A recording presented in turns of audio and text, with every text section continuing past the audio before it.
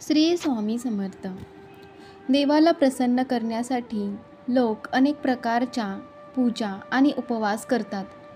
सकाळ संध्याकाळ दिवा लावण्यापासून ते देवाला अन्नदानही करतात, जेणेकरून देवाचे आशीर्वाद त्यांच्यावर राहतील आणि त्यांना आयुष्यात कोणत्याही प्रकारची समस्या येणार नाही. आपण सर्वजण हे जाणतो की देवाची आराधना आणि पूजा केल्याने तो आपल्यावर प्रसन्न होतो. परंतु तुम्हाला माहिती आहे का की तो आपल्याला याबद्दल एक इशारा देखील देतो. आज आपण या संकेताबद्दल जाणून घेऊया, जे तुम्हाला सांगतात की देवाचे विशेष आशीर्वाद तुमच्यावर आहेत.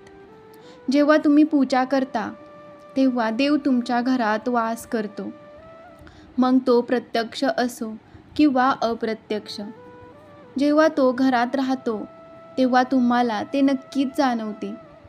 काही वेळा तुम्ही त्यांना पाहण्यास सक्षम देखील असाल.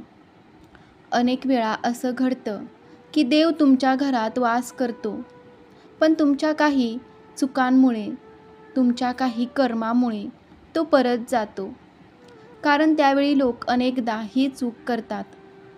असे अनेक लोक आहेत ज्यांच्या घरी देव राहतो, पण त्यांना स्वतःलाच याची जाणीव नसते आणि ते स्वतः त्याचा अपमान करून त्याला परत पाठवतात.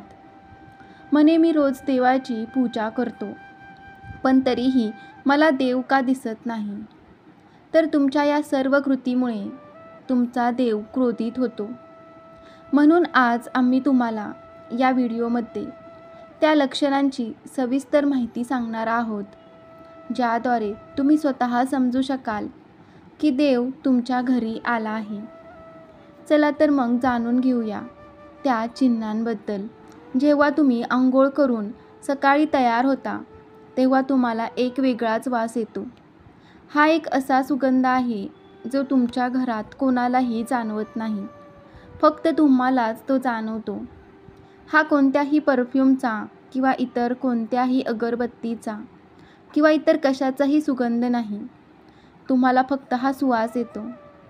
हा सुगंध तुमच्या मंदिरातील घरातून येतो. तुम्ही तुमच्या घरातील मंदिरात जितके जवळ जाल तितका हा सुगंध वाढत जातो. तर मित्रांनो, हा वास देवी देवतांचा आहे, ज्यामुळे तुम्हाला कळते की तुमच्या घरात देवाचा वास आहे. त्याच्या उलट आता जेव्हा नकारात्मक ऊर्जा घरात येते तेव्हा तुम्हाला घरातून दुर्गंधी येऊ लागते. पण जेव्हा देव वास करतो आणि सकारात्मक ऊर्जा प्रवेश करते तेव्हा तुम्हाला सुगंध येऊ लागतो, जो तुमचे हृदय पूर्णपणे मोहित करतो. जर तुम्हाला ब्रह्ममुहूर्ताच्या वेळी शंख मंत्राचा आवाज, घंटाचा आवाज किंवा इतर कोणीतरी तुम्हाला राम राम असं कोणतेही नाव ऐकू येत असेल, तर असा आवाज ऐकला तर देव तुमच्या घरात आला आहे हे दर्शवणारे दुसरे चिन्ह आहे. जेव्हा तुम्ही झोपलेले असता आणि ब्रह्ममुहूर्तावर अचानक जाग येते आणि तुम्ही रोज यावेळी उठत असाल, तसेच ब्रह्ममुहूर्तावरच असं कोणतंही स्वप्न दिसलं की जसे तुम्ही मंदिरात पूजा करत आहात, मंत्रोच्चार करत आहात, तर ब्रह्ममुहूर्तावर दिसणारी अशी स्वप्न देखील तुमच्या घरात देव उपस्थित असल्याचं सूचित करतात. जेव्हा तुम्ही पूजेला जाल तेव्हा त्याच वेळी जर एखादा जीव म्हणजेच कुत्रा, मांजर, गाय किंवा अन्य कोणी असेल किंवा एखादा साधू तुमच्या दारात येतो आणि असे आठवड्यातून वारंवार घडत असेल, ते तुमच्या पूजेच्या वेळी येत असतील, तर याचा अर्थ असा होतो की देव तुमच्या घरी दार ठोठावत आहेत. तो येत आहे कारण गाय हे सुद्धा आईचेच रूप आहे. कुत्रा हे भैरोबाचे प्रतीक मानले जाते किंवा कोणी भिकारी आला तर तोही देवाच्या कोणत्या ना कोणत्या रूपात येत आहे. त्यामुळे आपण त्यांना कधीही हाकलून देऊ नये. त्यापेक्षा त्यांना खायला दिलं पाहिजे आणि त्यांचा सन्मान दिला पाहिजे. पैसे किंवा इतर काहीही दान करणे ही वेगळी गोष्ट आहे, परंतु सर्वात मोठे दान हे अन्न पाणी मानले जाते. जर तुम्हाला रात्री झोपताना वारंवार स्वप्न पडत असतील आणि तुमच्या स्वप्नात मंदिर, मूर्ती किंवा देवांचे फोटो दिसले असतील, तर याचा अर्थ असा होतो की तुम्हाला देवाचे आशीर्वाद मिळणार आहेत.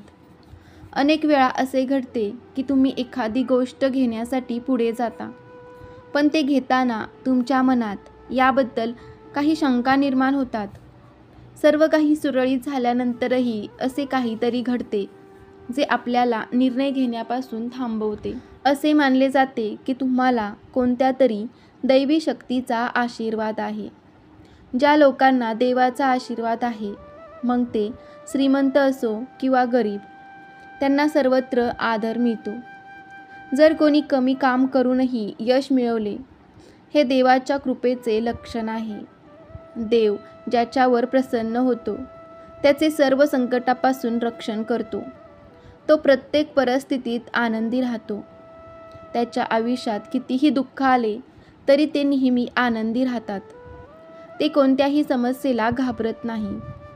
तो प्रत्येक अडचणीवर सहज मात करतो. हिंदू धर्मात घुबडाला खूप महत्त्वाचा दर्जा देण्यात आला आहे.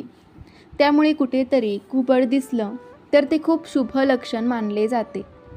जर तुम्हाला अचानक कुठेतरी घुबड दिसले तर समजून जा की देवी लक्ष्मी लवकरच तुमच्या घरी येणार आहे. खाण्यापिण्याच्या सवयीमध्ये बदल होऊ लागतात. जिथे जिथे देवी लक्ष्मी येते तिथे त्या घरातील लोकांच्या खाण्याच्या सवयी बदलू लागतात. असे म्हणतात की अशा घरातील लोकांना भूक कमी लागते. विशेष म्हणजे अशा लोकांसाठी कमी जेवणही पुरेसे वाटते. याशिवाय अशा घरातील लोक मांसाहारापासून दूर राहू लागतात. धनाची देवी माता लक्ष्मी हिला स्वच्छता आवडते. ज्या घरामध्ये स्वच्छता असते तिथे माता लक्ष्मीचा वास असतो. याशिवाय स्वच्छतेसाठी वापरण्यात येणारा झाडूही देवी लक्ष्मीला अतिशय प्रिय आहे. असे म्हणतात की सकाळी कुठेतरी जात असताना घराबाहेर कुणी झाडू मारताना दिसलं तर ते खूप शुभ लक्षण आहे. घराच्या मुख्य प्रवेशद्वाराभोवती पक्ष्यांनी घरटे बनवले तर ते खूप शुभ लक्षण आहे. तुमची पूजा यशस्वी झाल्याचा हा पुरावा आहे. पक्ष्यांना आणि त्यांच्या बाळांना चुकूनही त्रास देऊ नका. त्याऐवजी त्यांच्यासाठी अन्न आणि पाणी ठेवा. पूजा करताना तुम्ही इतके भावूक झाला की डोळ्यातून अश्रू वाहू लागतात. हे एक लक्षण आहे की देवाने तुमच्या हृदयाचे रडणे ऐकले आहे. पूजेच्या वेळी घरात पाहुणे येणे हे देखील देवाच्या आशीर्वादाचे लक्षण आहे. जर पाहुणे भेटवस्तू घेऊन आले तर हे स्पष्ट लक्षण आहे देवाने तुझी पूजा स्वीकारली आहे. तुम्ही लावलेल्या दिव्याची ज्योत अचानक वेगाने पेटू लागली तर समजून घ्या की तुमची पूजा यशस्वी होणार आहे आणि देवाच्या कृपेने तुमचे दुःखाचे दिवस लवकरच निघून जातील. जर तुम्ही अनेकदा पहाटे 3 ते 5:30च्या दरम्यान म्हणजेच ब्रह्ममुहूर्तामध्ये उठत असाल तर ते देखील देवाचे लक्षण आहे. म्हणजे जर तुम्ही ब्रह्ममुहूर्तावर उठला तो देव तुझ्या भक्तीने प्रसन्न होतो. जी व्यक्ती रात्री 3:20 अचानक जागी होते त्यावेळी याला शिल्लक बाब समजू नका. हे चिन्ह खूप शुभ मानले जाते की रात्री 3 वाजल्यानंतर देवी देवतांच्या शक्ती जागृत होतात. ज्याला देवाला खूप काही सांगायचं आहे. अशा परिस्थितीत तुम्ही वारंवार 3 वाजल्यानंतर जागे व्हाल. त्याचबरोबर रात्री 3 वाजल्यानंतर देवी देवतांकडून मागितलेले वरदान कधीच रिकामे होत नाही. देव तुमच्या प्रार्थना नक्कीच ऐकतो. जर तुम्हाला तुमच्या स्वप्नात उंच पर्वत आणि तेथून वाहणारा धबधबा दिसला आणि जर तुम्ही हे पाणी पिताना दिसला तर तुम्हाला नक्कीच यश मिळेल.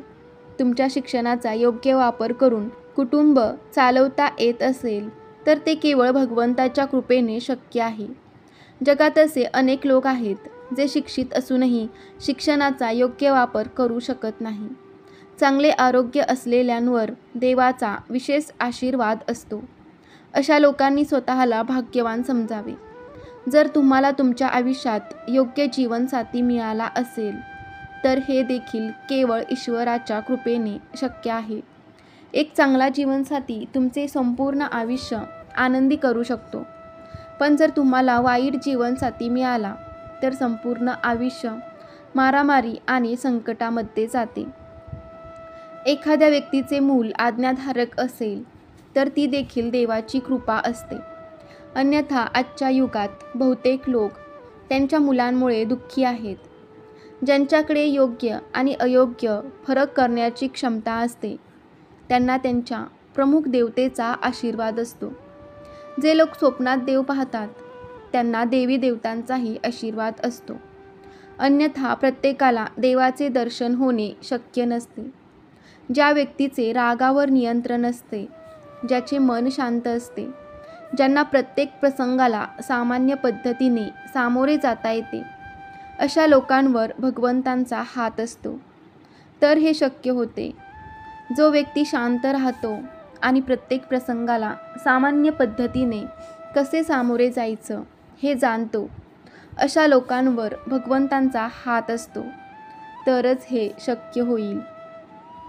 देव त्यांच्या वास्तविक रूपात आपल्याला दिसत नाही, पण काही लोक असे आहेत ज्यांना देवाच्या बरोबरीचे मानले जाते. यामध्ये पालक, गुरु आणि ब्राह्मण यांचा समावेश होतो. यापैकी कोणीही तुमच्या घरात प्रवेश करत असेल तर ते अत्यंत शुभ मानले जाते. तर त्यांना कधीही रिकाम्या हाताने घरी पाठवू नका. पूजेच्या वेळी देवाच्या मूर्ती किंवा मूर्तीवरील एखादे फूल किंवा हार तुमच्या जवळ पडले तर हे अत्यंत शुभ संकेत आहे. ते हे दाखवते की देवाचे आशीर्वाद तुमच्यावर आहे आणि तुमची इच्छा लवकरच पूर्ण होणार आहे. तर मित्रांनो, आपल्याला ही माहिती कशी वाटली कमेंटमध्ये नक्की कळवा. आवडली असेल तर लाईक करायला विसरू नका आणि आपल्या चॅनेलवर नवीन असाल तर चॅनेलला सबस्क्राईब नक्की करा. श्री स्वामी समर्थ. जय जय स्वामी समर्थ. श्री गुरुदेव दत्त.